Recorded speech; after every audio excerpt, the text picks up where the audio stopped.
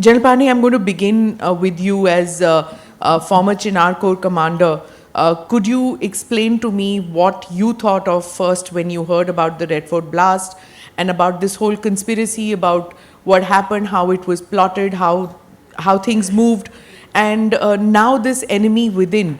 Have they been developing strategies to outfox us, and has India got outfoxed?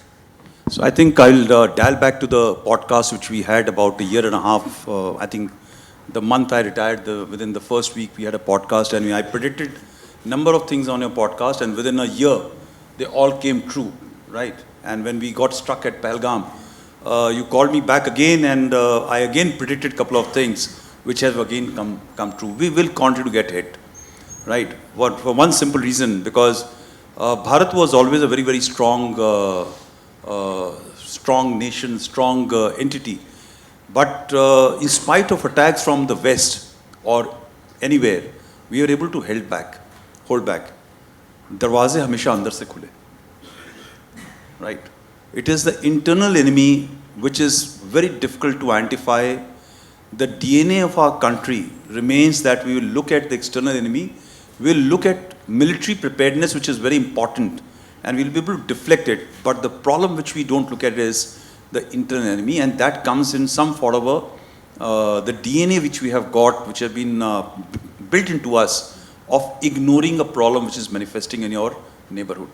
So while everybody knows, the organization knows, the people know, the political entities will know, the governments will know, even the people, the population knows, but everybody feels this is not my problem, this is a problem of somebody else.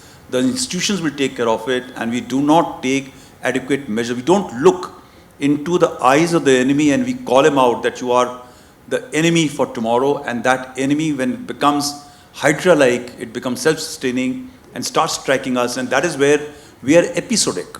So, an incident happens of 26/11, we talk about it, and thereafter we retreat into our humdrum daily activity when the next one comes, and we keep on blaming the government of the day or the institutions for intelligence failure. I think collectively we as a nation are continuing to falter and fail because we don't understand what internal enemy is. Now this internal enemy which you're talking of the Red Fort environment, please understand, and I think I spoke on a podcast both the times, that the investments which are done in a very careful, calibrated manner within the eyes, in front of the eyes of intelligence knows, they will talk about it.